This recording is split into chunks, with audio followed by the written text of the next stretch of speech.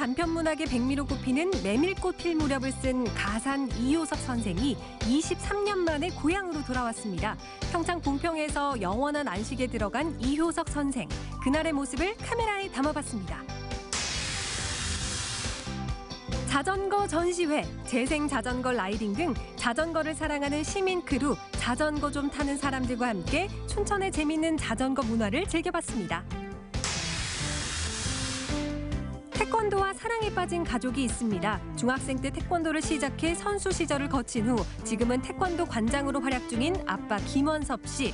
그리고 올해만 태권도 5관왕을 거머쥔 두 딸과 아내까지 남다른 태권도 사랑을 이어가고 있는 김원섭 씨 가족을 소개합니다. 생방송 강원 365 지금 시작합니다.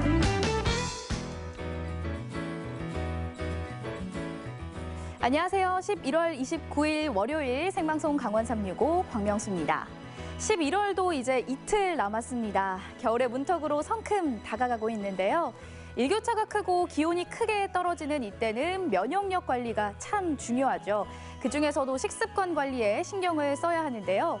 이맘때 챙겨 드시면 좋을 만한 음식, 면역력 강화는 물론 체온을 높여주는 추어탕이 제격이라고 합니다. 위장을 튼튼하게 하는 대추와 소화를 돕는 무, 비타민이 풍부해 감기 예방에 탁월한 단호박도 초겨울 면역력을 높이는 좋은 식재료들이라고 하니까요. 제철 재료와 따뜻한 성질의 음식들로 초겨울 건강 챙겨보시기 바랍니다. 이번 주는 김용석 아나운서의 휴가로 인해서 혼자 진행하게 되었는데요. 시청자 여러분들의 따뜻한 관심과 시청 부탁드리겠습니다.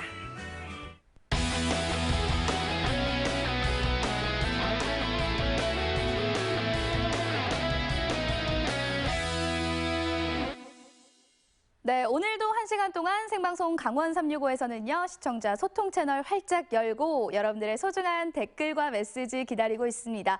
먼저 카카오톡 앱에 접속해 주시고요. 검색창에 강원 365 입력해 주시면 채널 추가하실 수 있거든요. 친구 추가해 주시고 시청 소감과 사연들 편하게 남겨주세요.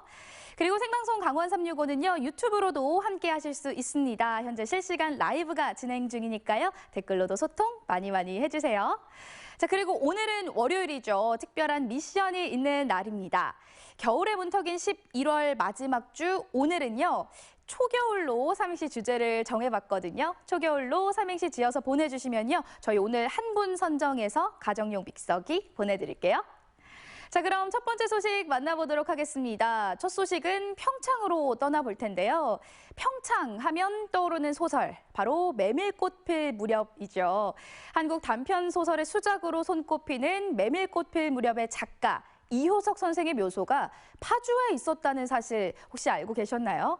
오랜 기간 연고가 없는 파주에 안장되었다가 지난 19일 드디어 고향 평창으로 돌아오게 됐습니다. 이효석 선생이 고향으로 돌아오던 날 그 역사적인 현장으로 함께 떠나보시죠. 찬바람이 옷깃을 스치는 계절. 지영욱 리포터가 책을 읽으며 감성에 흠뻑 빠져 있는데요. 산허리는 온통 메밀밭이어서 피기 시작한 꽃이 소금을 뿌린 듯이 흐뭇한 달빛에 숨이 막힐 지경이다. 이 소설 메밀꽃 필 무렵의 마지막 구절인데요. 이 아름다운 소설을 쓴 이효석 선생이 오늘 긴 외출을 마치고 고향으로 돌아온다고 합니다. 그럼 지금부터 그 역사적인 순간을 함께 해보실까요?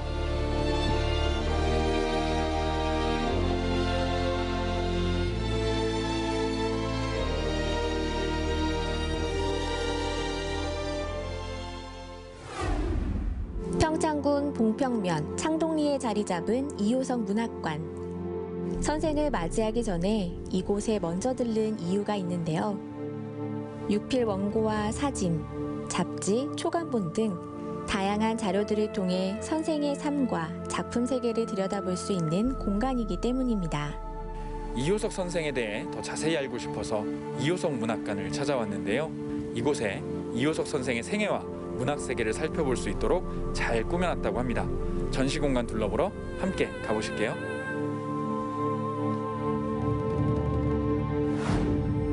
그 근현대 한국문학의 대표 작가 가산 이효석 선생. 1930년대 문단에서 가장 참신한 언어 감각과 기교를 겸비한 작가라는 평을 받고 있는데요. 1907년 평창에서 태어나 경성제국대학을 졸업한 후 본격적인 작품 활동을 시작하게 됩니다. 초년 작가 시절 노령근해와 같은 정치적 경향이 짙은 작품을 발표하다가 서정의 세계로 들어서면서 순수문학의 진수를 느낄 수 있는 메밀꽃 필무렵이 탄생하게 되는데요. 고향의 산천을 무대로 향토적 정서가 짙게 표현된 그의 대표작 메밀꽃 필무렵은 한국 문학사의 한 획을 그은 수작으로 남았습니다. 이효석 선생이 어떤 분이셨는지 한번 쭉 둘러봤는데요. 네. 이 오늘 평창에 네. 주민들이 굉장히 염원하던 네. 아주 반가운 일이 있다고 들었습니다. 네. 혹시 어떤 일인가요? 당시 아버지가 진부 면장으로 계셨어요. 그래서 진부의 농골에다가 이제 안장을 했는데 영동 고속도로가 나면서 헐리게 됩니다.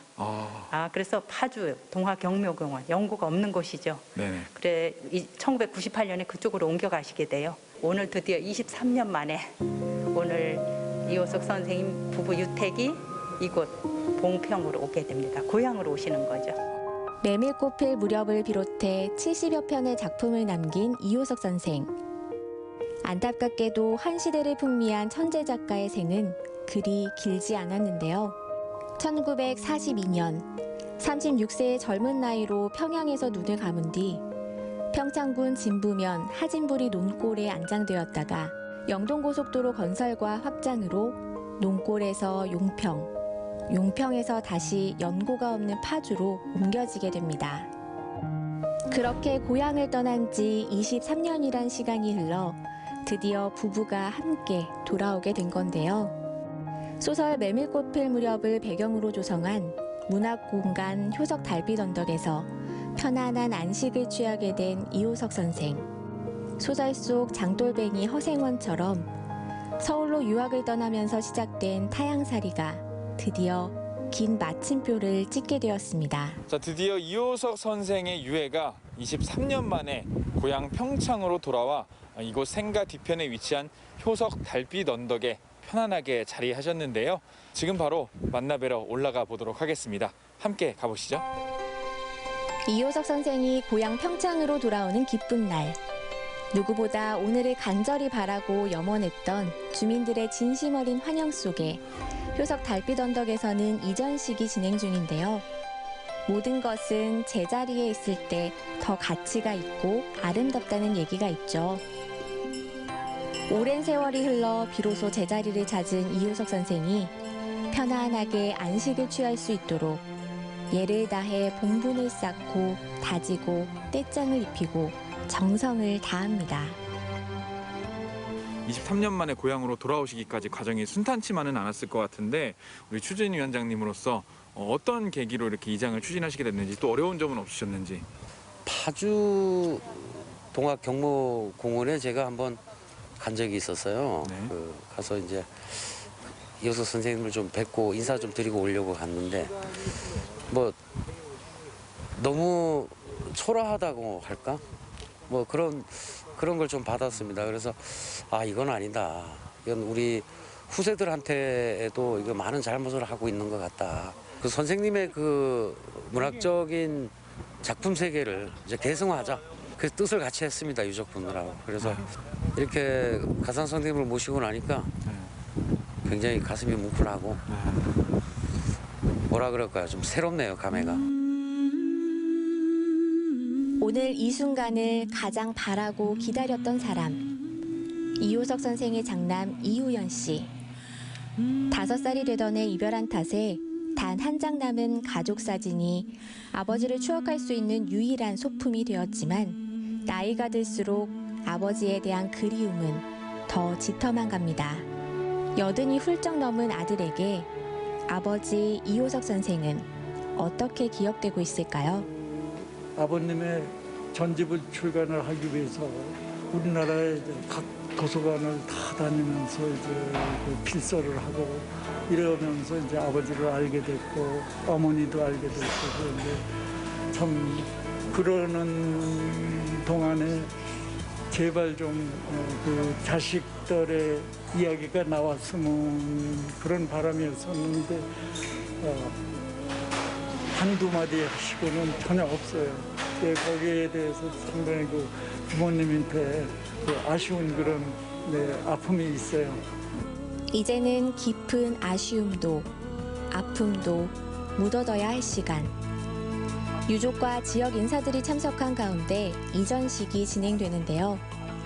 누구보다 고향을 사랑하고 그리워했던 이효석 선생. 길고 고단했던 선생의 여정은 이렇게 막을 내리게 됐습니다.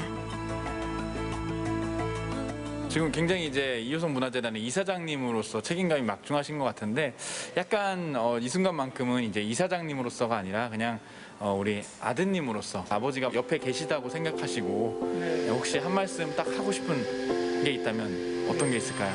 아버님이 고향산 전에 오셔서 저희랑 같이 호흡을 하고 영원이라도 좀 편안히 쉬셨으면 좋겠습니다. 소설 메밀꽃 필 무렵에서 애틋한 부자의 정을 나누던 허생원과 동희처럼 이효석 선생도 아들과 함께 고향으로 돌아왔습니다. 그리고 이어지는 추모식.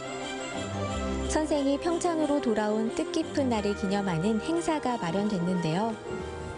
생전에 즐겨 들었던 슈베르트의 가곡 보리수가 효석 달빛 언덕에 가득 울려 퍼지고 모두가 한마음으로 이 아름다운 노래가 하늘에 있는 선생에게 닿기를 바라봅니다. 이런 이효석 선생님의 생가에서 이렇게 연주를 할 수 있게 되어서 되게 크나큰 영광이라고 생각하고요. 덕분에 저희에게 이런 또 연주 기회를 주신 것 같아서 감사하다는 말씀 전해드리고 싶습니다. 메밀꽃 필 무렵을 이제 지으셨듯이 저희도 이제 세계 저희 노래를 가지고 한국과 관련된 정서들을 표현하면서 세계에 좀 나아가고 싶습니다. 많은 이들의 추모 속에 고향으로 돌아온 이효석 선생. 가족이 있고 그를 기억하고 사랑하는 이들이 있는 평창에서 평안히 잠들길 바랍니다. 대한민국 문학계의 큰별 이효석 선생이 고향을 떠난 지 무려 23년 만에 많은 분들의 염원과 노력으로 제자리에 돌아왔습니다. 비록 이효석 선생은 짧은 생을 살다 가셨지만 그의 꿈과 문학 정신은 오늘 평창에서부터 널리 퍼져나가리라 믿습니다. 현대문학의 대가 가산 이효석 선생. 새하얀 메밀꽃이 흐드러지게 피는 평창에서 그의 삶과 문학은 계속됩니다. 네, 23년 만에 파주에서 고향 평창으로 돌아온 이효석 선생의 이야기 만나보셨습니다. 1942년 작고 후 여러 곳을 떠돌았지만 늦게라도 고향으로 돌아오게 돼서 정말 다행이라는 생각이 들었고요. 이효석 선생이 봉평에 있는 이효석 문화예술촌에서 영원한 안식을 취하게 된 만큼 메밀꽃 필 무렵 이효석 선생의 고장으로서의 평창이 앞으로 명실상부한 문학도시로 거듭나길 기대해 보겠습니다. 자, 계속해서 저희는 삼행시 받고 있습니다. 오늘의 주제는 초겨울인데요. 초겨울로 삼행시 지어서 카카오톡으로 보내주시면요. 저희 오늘도 한 분 선정해서 믹서기 보내드릴게요. 자, 다음 소식 만나보도록 하겠습니다. 춘천에서는 방치되거나 망가진 자전거를 사용해 재생 자전거 실험 프로젝트를 진행했습니다. 이 자전거 코스 개발은 물론 자전거를 타며 환경 개선까지 노력했다고 하는데요. 자전거를 사랑하는 사람들의 이야기 지금 함께 만나보시죠. 자전거 수리가 한창 이루어지고 있는 이곳은 어딜까요? 평범한 수리점이 아닌 자전거 병원이 있는 곳. 전시가 열리고 있는 어느 갤러리입니다. 춘천의 자전거, 그리고 자전거 좀 타는 사람들의 이야기를 지금 만나봅니다.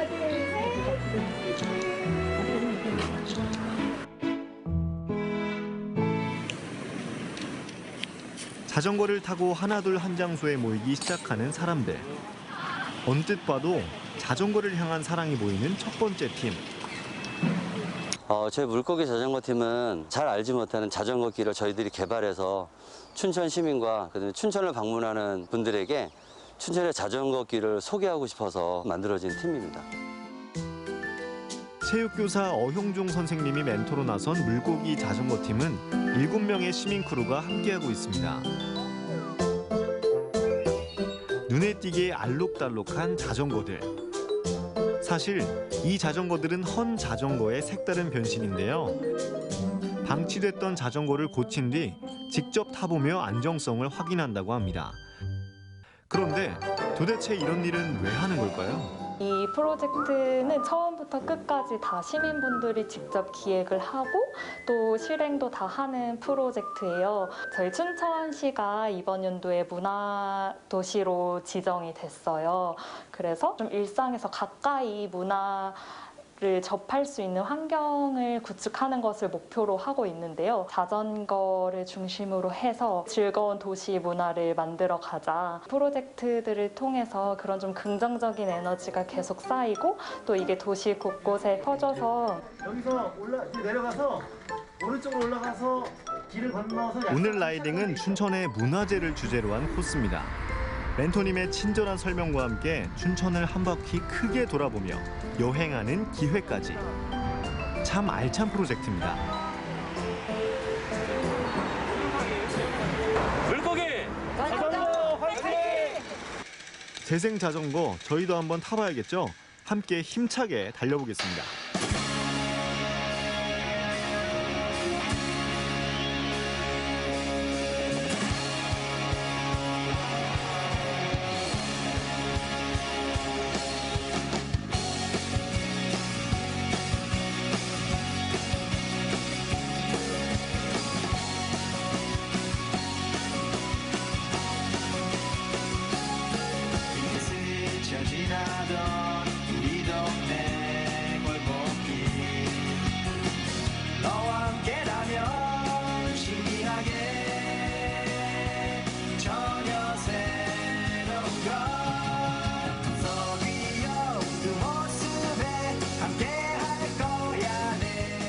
익숙한 도시를 새롭게 만드는 물고기 자전거의 이야기였습니다.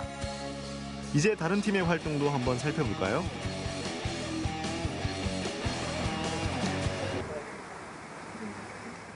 이 팀은 우리가 흔히 아는 타는 자전거 대신 눈으로 보는 자전거를 준비했습니다.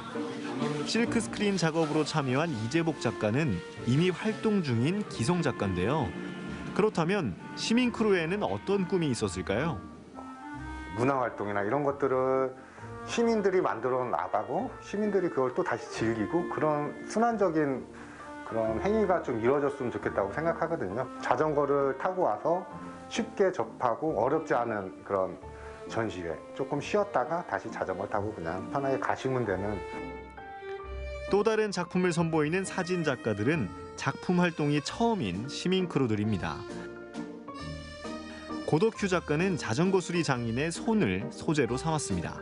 어르신 같은 경우에는 춘천에서 30년 넘게 자전거를 판매하시고 수리하신 고장난 자전거를 가지고 새롭게 또 고치고 그다음에 그게 또 일상생활에도 우리가 사용할 수 있게 하시는 분들이라고 저는 생각했고 또 그런 분들의 손이 굉장히 중요하다고 생각이 들어서 그다음에 손을 좀 중심적으로 제가 가장 좋아하는 사진이 이 사진이거든요. 나무에 누워서 편안하게 휴식을 취하고 계시는 사진이 있어요. 자전거가 이제 주는 이 의미가 이제 휴식, 그런 안식처 그런 것들도 같이 좀 뭐 이번 프로젝트가 끝난다고 해서 끝나는 게 아니라 이제 시작이라고 저희는 생각을 해요.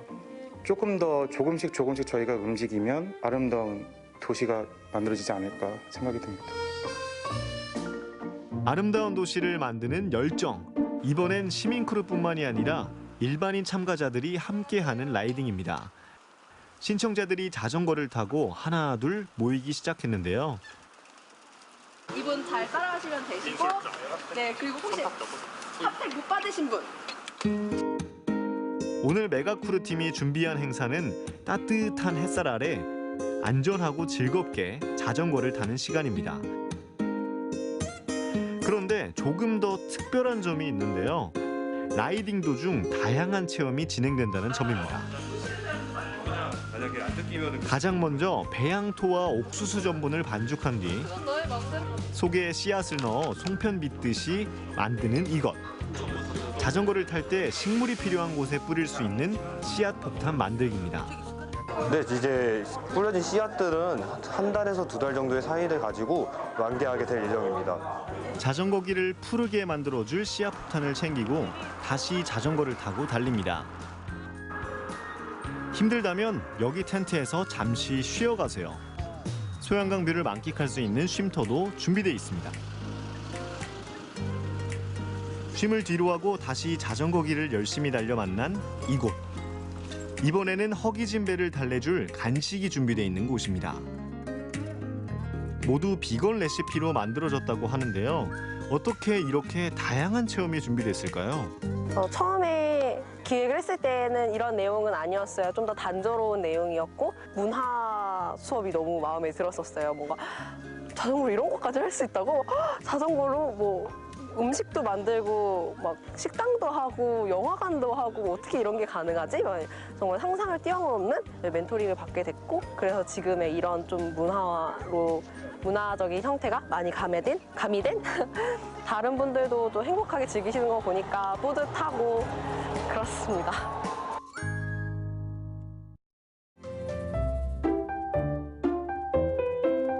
하루 시작을 자전거로 시작해서 자전거로 끝내는 시민 크루들.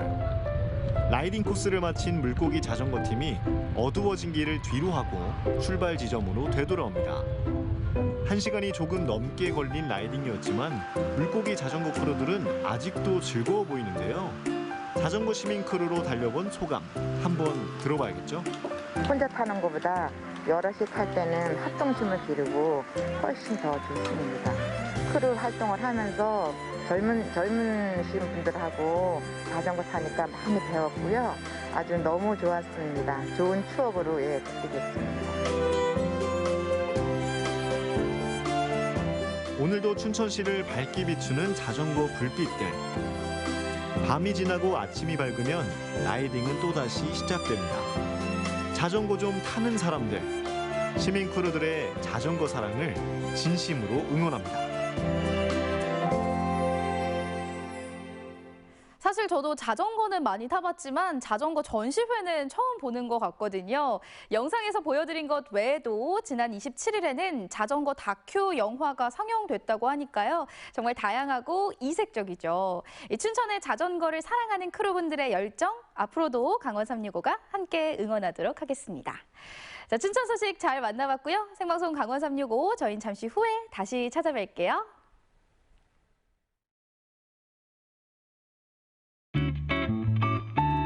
MBC 방송국에서 좋은 프로 많이 해주시니까 저희 잘 보고 있어요. 여러 가지 유익한 방송인 것 같아서 이것만 기대해요. 1%나 증가했다고 합니다. 이것은 무엇일까요? 퇴근하고 집에 가서 MBC 뉴스 보고도 믿을 수 있는 그래서 저는 MBC만 보고 있습니다. 앞으로는 공중파에서도 이런 좀 과감한, 젊고 재밌는 방송 프로그램이 많이 나왔으면 좋겠습니다.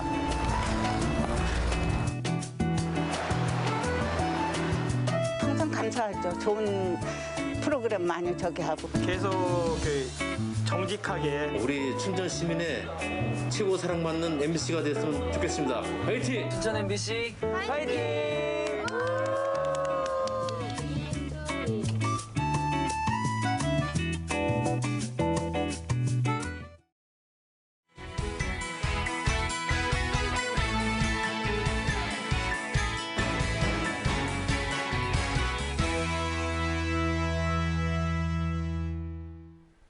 네, 생방송 강원 365와 함께하고 계신 지금 시각은 6시 24분 지나고 있습니다.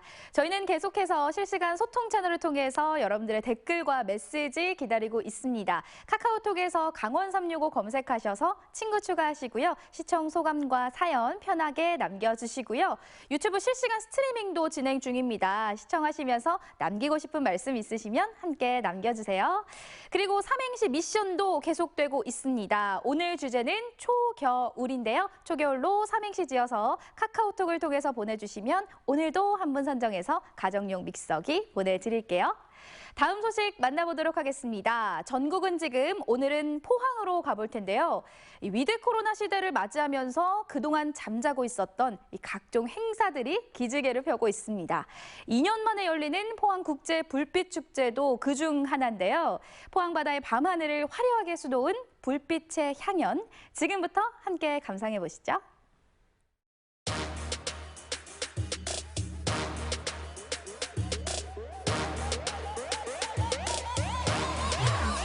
불타오르네. 포항에서 다시 희망의 빛을 띄웁니다. 위로와 희망, 그리고 비전의 메시지를 담아 준비한 아름다운 불빛축제. 희망의 불꽃, 치유의 불꽃, 다시 일상으로. 우리의 꿈과 희망을 쏘아 올린 2021 포항국제 불빛축제 현장으로 지금 초대합니다.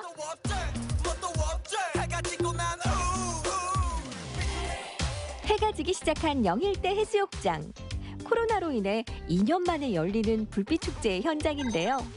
방역수칙을 지키기 위해 사전 예약한 500명만 개막식 관람존으로 안전하게 입장. 우리 모두 이런 축제의 현장 너무너무 그리웠죠.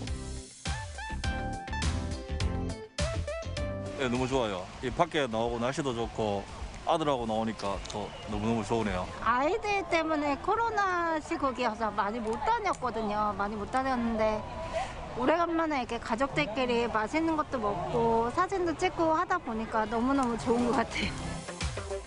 올해로 벌써 17회를 맞이하는 포항국제 불빛축제. 반짝반짝 불 켜진 조형물들이 축제를 실감나게 하는데요. 코로나 시기를 거치며 다시 시작하는 축제를 위해 많은 고민들이 있었겠죠. 올해 축제는 어떤 점들이 달라졌을까요? 기존에 있던 불빛축제 같은 경우는 이제 온라인으로 진행되는 콘텐츠는 아예 없었습니다. 그래서 오프라인으로만 반드시 참여를 했어야 되는데 이번에 포항국제 불빛축제는 그 뉴노멀 시대에 맞게 온라인과 오프라인을 결합해서 하이브리드 형태로 진행을 하게 됐습니다. 그래서 메타버스 포항이라는 새로운 플랫폼을 제작하였고요. 또한 유튜브 스트리밍을 통해서도 축제를 집안에서 편안하게 만나보실 수 있게 준비를 했습니다. 뉴 노멀 시대에 발맞춰 다양한 온라인 채널을 통해 어디에서나 편안하게 축제를 감상할 수 있었는데요. 특히 메타버스 포항을 통해 모바일로도 행사장 곳곳을 실감나게 즐길 수 있었습니다. 우와, 정말 신기하죠?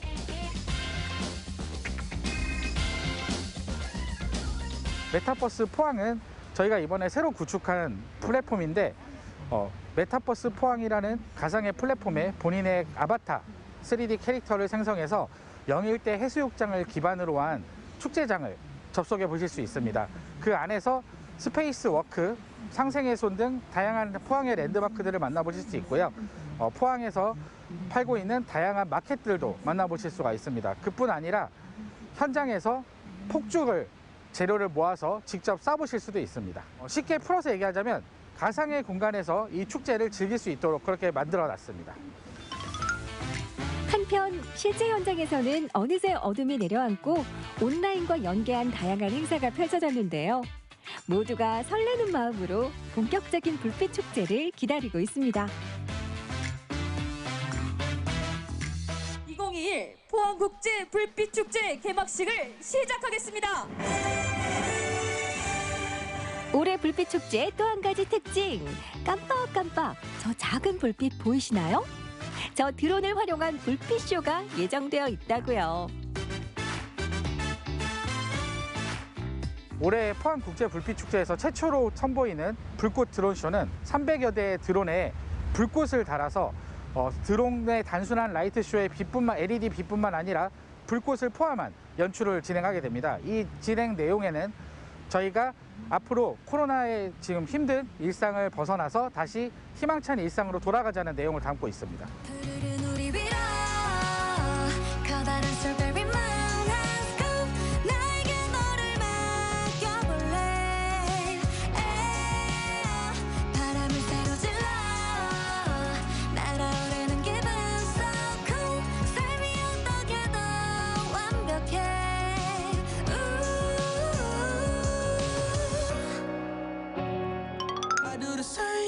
살아 움직이는 듯 다양한 장면을 연출했던 드론 불꽃쇼가 끝나고 화려한 개막 축하 공연과 함께 축제는 점점 하이라이트에 가까워지고 있는데요.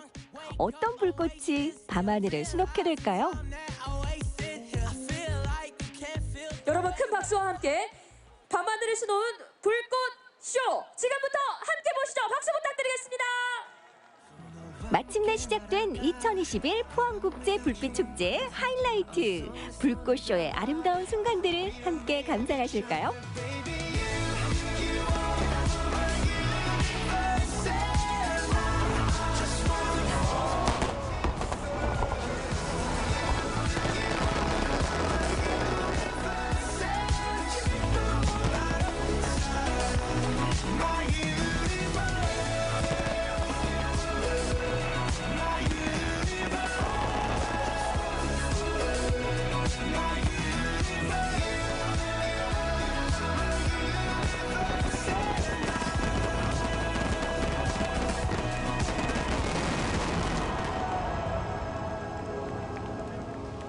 불꽃축제를 되게 오랜만에 봤는데 좀 자주 왔으면 좋겠고 좀 자주 개최해줬으면 좋겠어요. 되게 기분이 좋네요. 2년 동안의 아쉬움도 날아가고 코로나 때문에 힘들었던 적도 다 그런 기억도 다 날아가는 것 같아서 좋았어요. 예전에 할 때는 이게 뭐 매년마다 해서 사실은 좀 크게 뭐 감흥이 없었는데 한 2년 만에 또 이렇게 갑자기 또 이게 딱 오랜만에 떠고서 이렇게 사람들 막 많이 몰린 거 보고 하다 보니까 소중하기도 하네요. 하여튼 지금 빨리 코로나 맞춰갖고 이런 게 또 계속 이렇게 이어졌으면 좋겠네요. 희망의 불꽃, 치유의 불꽃이 피어올랐습니다. 다시 일상으로 돌아가 이전처럼 불빛 축제를 즐길 날도 찾아오겠죠. 그때까지 여러분의 마음에도 희망의 불꽃이 사라지지 않기를 응원합니다.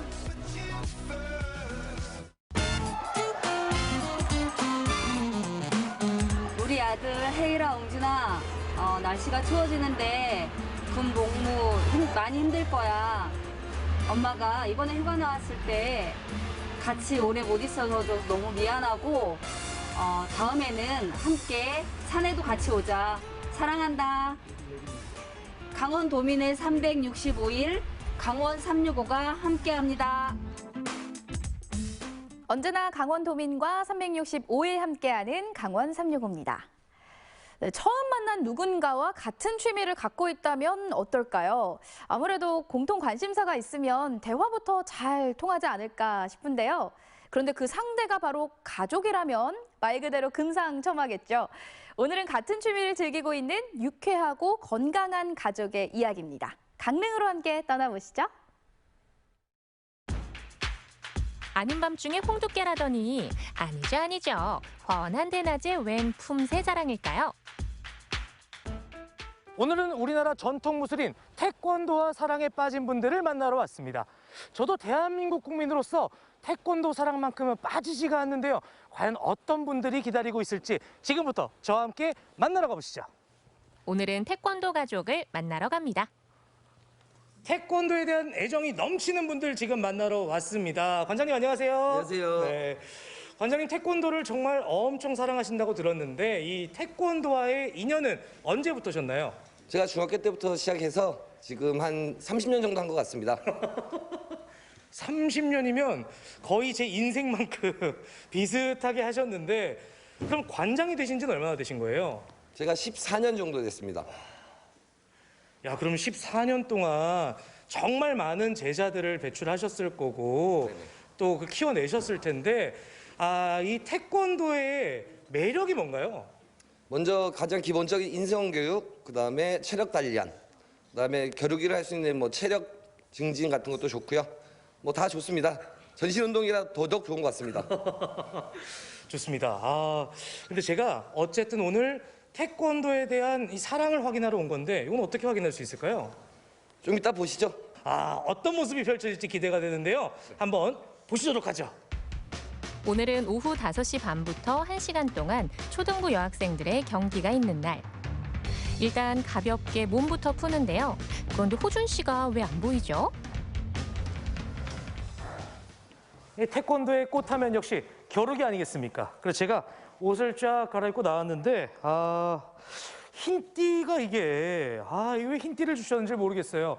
일단 뭐 좋습니다. 한번 겨루기 한번 해보죠. 오호, 이 근거 없는 자신감은 뭐죠? 친구들 혹시 삼촌이랑 겨루기 한 판 해보고 싶은 친구 있나?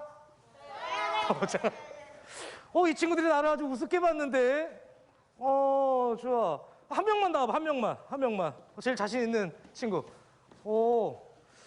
머리 빨간 머리 좋아.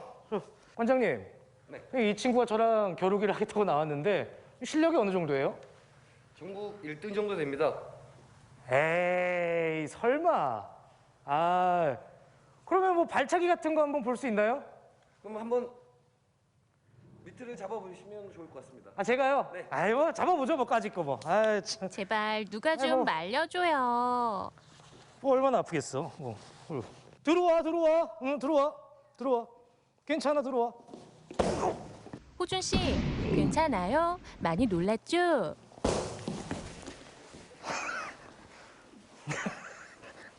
오케이, 실력 파악됐고. 차렷, 경례. 준비. 시작. 오케이, 잠깐만. 준비가 덜 돼가지고. 오케이.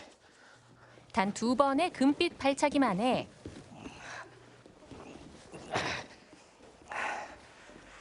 그만합시다. 그만하시죠. 그만. 차렷, 경례, 악수. 잘하네. 잘하네. 실력자.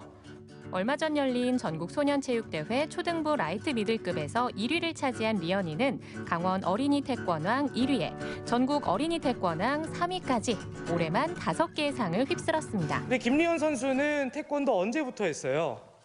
4살 때부터 했어요. 4살 때부터? 아니, 4살 때부터도 태권도를 할 수 있는 거예요? 신기하다. 그러면 태권도를 왜 하게 됐어요? 아빠가 태권도 관장님이니까. 잠깐만. 여기 관장님이 아빠예요? 네. 그러면 지금 관장님이 안 보고 계시니까 제가 조심스럽게 여쭤보는 건데 아빠한테 배우고 이러면은 좀 힘들고 이런 건 없어요? 많이 힘들어요.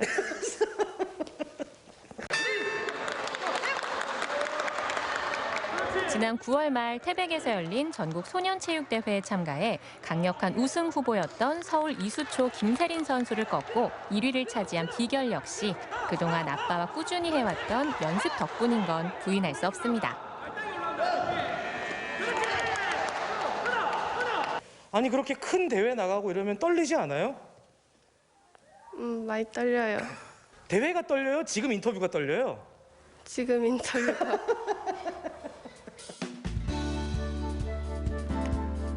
절도 있는 동작과 멋진 발차기에 반해 둘째 딸과 아내 역시 차례로 태권도에 입문했습니다. 이렇게 온 가족이 태권도를 사랑하는 집안이 있을 줄은 저도 몰랐습니다. 근데 여기 지금 보니까 어머니도 나오셨는데요. 오늘 컨셉 때문에 일부러 도복을 이렇게 입고 오신 거예요? 아니요, 저도 2단이에요.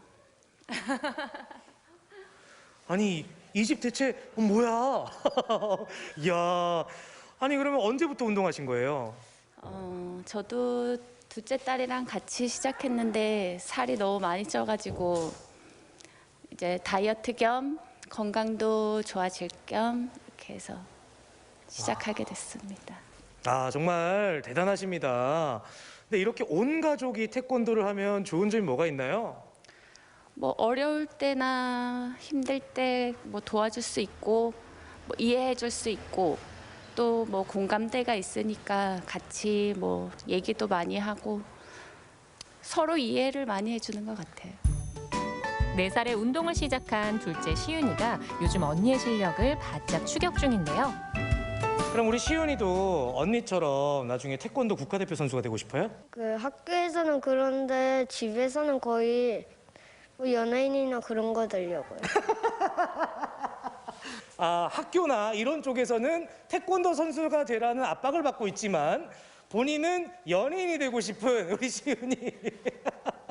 자, 여러분 오늘 이 방송 성지가 될 수도 있을 것 같습니다. 태권도 국가대표와 또 우리나라를 이끌 대배우가 동시에 나오는 방송일 수도 있어요. 꼭 되길 바랄게요, 삼촌이. 알겠죠? 모두 함께 국가대표의 꿈을 키우는 태권도 꿈나무들의 푸르고 힘찬 꿈을 응원합니다. 원장님, 제가 듣기에는 또 이제 중요한 대회를 앞두고 있다고 들었어요. 네네. 어떻게 준비하고 계신가요? 뭐 평소대로 시전처럼 그냥 열심히 계속 겨루기 연습하고 있습니다. 아, 우리 두 딸들이 태권도를 너무나도 사랑하고 있습니다. 우리 두 따님에게 한 말씀 부탁드릴게요. 네, 이대로 그냥 반듯하게만 커졌으면 좋겠습니다. 아빠한테 배운 대로 운동도 열심히 하고 정직하고 솔직하게 뭐든지 다 잘했으면 좋겠습니다. 아빠 마음입니다. 우리나라 고유의 무술인 태권도와 사랑에 빠진 이 가족의 금빛 발차기가 앞으로도 계속되길 바랍니다. 네, 김원섭 씨 가족의 각별한 태권도 사랑 잘 만나봤습니다. 일단 다이어트나 건강에도 좋고요. 가족 단합도 잘 되고 최소 일석삼조의 효과가 있는 것 같습니다. 이 가족들뿐만 아니라 조카들까지 태권도에 입문시켰을 정도로 태권도에 대한 관장님의 애정이 정말 대단하신데요. 앞으로도 그 사랑 변치 마시고요. 자랑스러운 우리 태권도를 더 많은 이들과 함께 해주시길 기대하겠습니다. 자, 이렇게 해서 오늘의 마지막 소식까지 모두 전해드렸고요. 오늘 시청자 사연과 함께 삼행시들 만나보도록 하겠습니다. 자, 먼저 린님께서 보내주셨네요. 용성님의 부재로 명수님이 외로워 보여요. 이호석 선생님이 다시 돌아온 고향에서 편히 쉬시기 바랍니다. 네, 저는 시청자 여러분들이 있다면 절대 외롭지 않습니다. 계속해서 함께 해주세요. 고맙습니다. 다음 사연은요. 가을이 저만치 오네님 보내주셨네요. 메밀꽃 필 무렵이라는 소설을 읽으며 문학소년의 꿈을 키우던 시절이 생각납니다.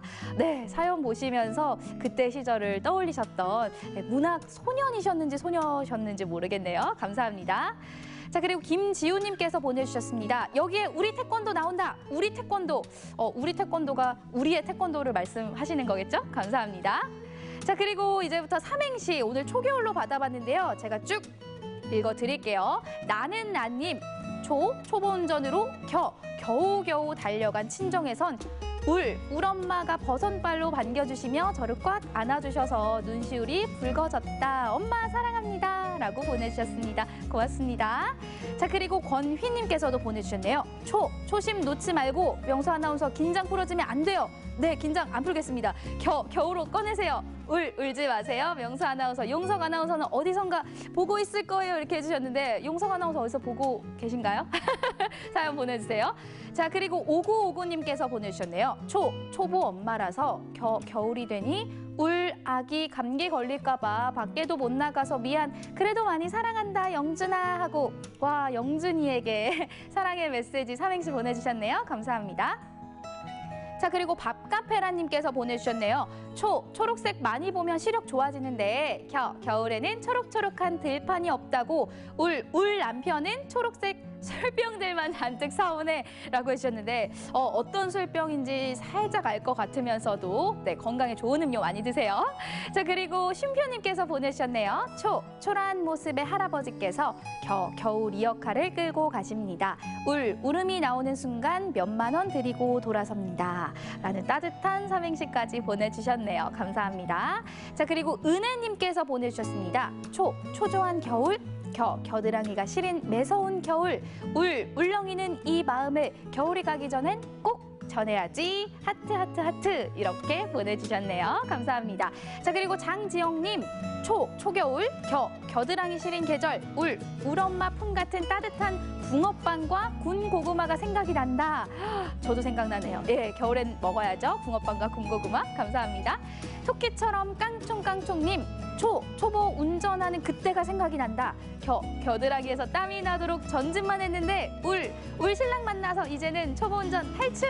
네, 운전들 조심하세요. 감사합니다. 그리고 가을이 저만치 오네님 초대박 히트 상품이라고 허풍을 치던 아빠 겨우 수동 안마기를 사가지고 오셔서는 울 엄마한테 엄청 혼나고 계세요. 많이 혼나셨나요? 감사합니다. 그리고 김영한님 마지막 삼행시입니다. 초장에 찍어서 겨울에 먹을 수 있는 과메기 계절이 왔어요. 와, 저도 과메기 정말 좋아하는데요. 울음이 날 정도로 정말 먹고 싶다. 예, 저도 갑자기 괴롭네요. 김영아님까지 감사드립니다. 이렇게 해서 오늘의 삼행시 모두 만나봤는데요. 자, 그렇다면 오늘의 삼행시 당첨되셔서 가정용 믹서기 받아가실 분 뽑도록 하겠습니다. 발표해 주세요. 짜잔! 네, 오늘의 당첨자는 밥값페라님께서 가정용 믹서기 받아가시게 됐습니다. 축하드립니다. 네, 생방송 강원 365 1시간 동안 함께해 주셨습니다. 이 나른한 오후 세상 이기기 힘든 게 무거운 눈꺼풀이 아닐까 싶습니다. 업무 효율이 떨어지는 건 뭐 당연한 이치겠죠. 이럴 때 커피를 마시고 20분간 쪽잠을 잔다면 어떻게 될까요? 아니, 커피 속 카페인은 잠을 방해하지 않나요? 라고 하실 수도 있겠지만 카페인의 각성 효과는 우리 몸속에 들어오고 약 20여 분이 지난 뒤에 효과를 나타낸다고 합니다. 그러니까 섭취 후 20분간 낮잠을 자면요, 뇌가 휴식하면서 피로 물질이 사라지고요. 짧은 낮잠 후 잠에서 깨었을 땐 카페인이 작용하면서 바로 업무에 집중할 수 있는 뇌 상태를 만들어준다고 합니다. 이를 커피 냅이라고 하는데요. 기억해 두셨다가 집중력을 발휘하고 싶은 오후 한 번쯤 요긴하게 써보시는 것도 좋을 것 같습니다. 자, 오늘 제가 준비한 소식 여기까지고요. 저는 내일 이 시간에 다시 찾아뵙도록 하겠습니다. 함께해 주신 여러분 고맙습니다.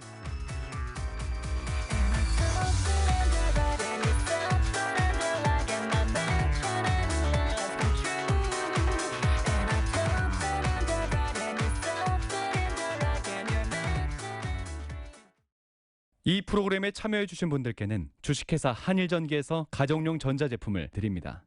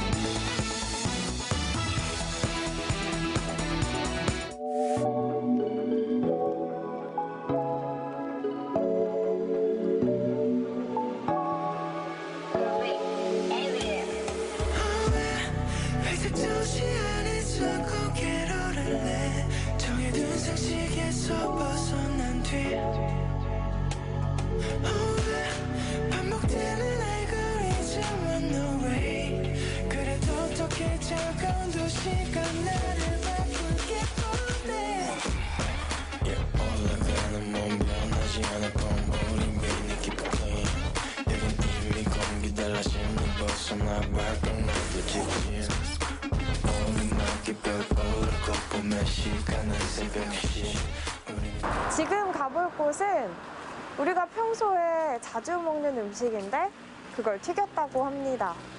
뭘까요?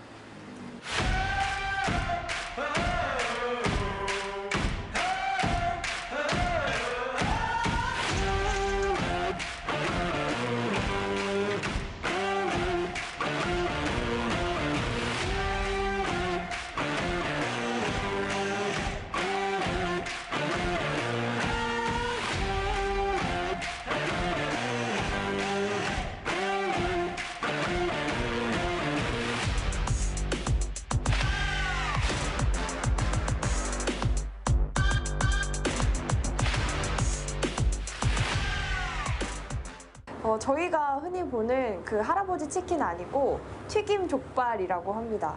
튀김이랑 족발이라고 하니까 정말 맛없을 수 없는 조합인데요. 일단 튀김이 그냥 일반 그런 치킨 튀김처럼 보이진 않고요. 되게 바삭바삭한데 이거 한번 소리 들려드릴까요? 이 소리 들리시죠? 제가 볼 때는 약간 돈가스 튀김? 빵가루를 써서 그런지 돈가스 같은 그런 튀김인 것 같아요. 사장님 어떻게 먹는 게 제일 맛있어요? 저 같은 경우에는 네. 명이나물이랑 네. 여기 저희 특제 소스를 같이 찍어서 아, 이거요? 네네. 이거 저 너무 궁금했는데 한번 먹어보겠습니다. 명이나물 제가 또 좋아하거든요.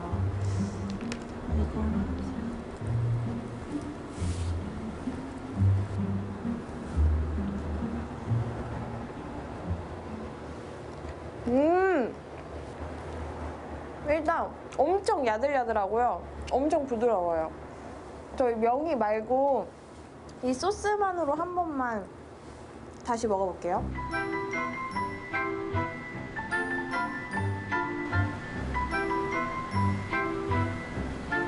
그 일반적인 족발보다 일단 바삭바삭하고 안에는 야들야들한데 또 쫀득쫀득해요. 그래서 겉은 바삭, 속은 쫀득, 겉바, 속쫀. 뭔가 족발 자체도 되게 맛있는 것 같아요. 그냥 일반적인 방법으로 삶으시는 건가요, 사장님? 어머니가 옛날에 족발집을 하셨는데 네. 그 족발 육수를 이제 배워가지고 차리게 됐습니다. 유럽 쪽에 이제 슈니첼이라는 음식 있잖아요. 그 되게 돈가스처럼 빵가루에 튀긴 그거랑 비슷한 것 같아서 레몬입니다. 레몬.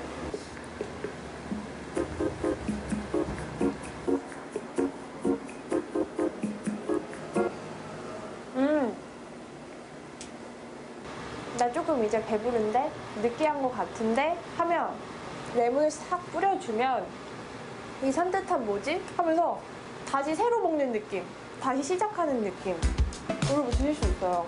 치킨이랑 족발이랑 뭐 먹지 할 때 이거 딱 드시면 될 것 같아요. 치킨 먹고 싶을 때 이거 드셔도 될 것 같고 족발 먹고 싶을 때 이거 먹어도 그러면 사이 멀어질 일 절대 없을 것 같아요. 다음은 치킨인데 치킨 아닌 치킨 같은 튀김입니다.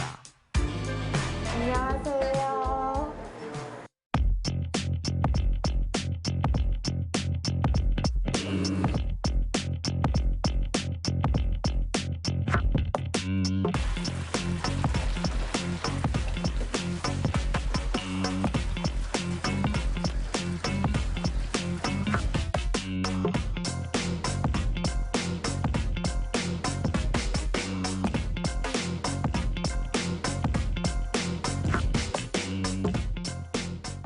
보통 날개 하면은 이런 모양 많이 생각하시잖아요. 닭날개 많이 드시는데 오리 날개 튀김은 저도 처음이거든요.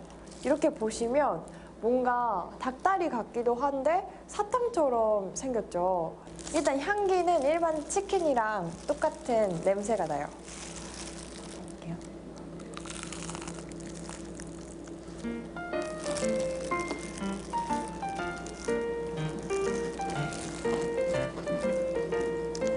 닭날개는 굉장히 야들야들하잖아요. 부드럽고 살이 별로 없고. 근데 오리는 쫄깃쫄깃해요. 쫄깃쫄깃하고 바삭바삭하고 닭날개보다는 훨씬 쫀득한 식감이 저는 매력이라고 생각합니다.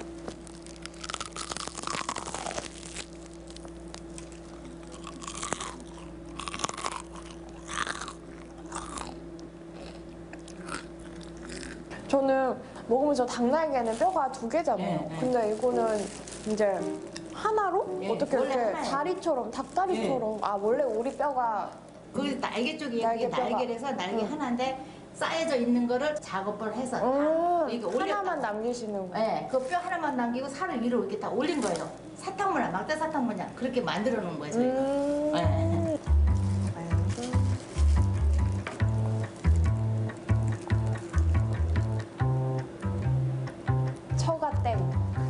처갓땡 고기 저 엄청 좋아하거든요.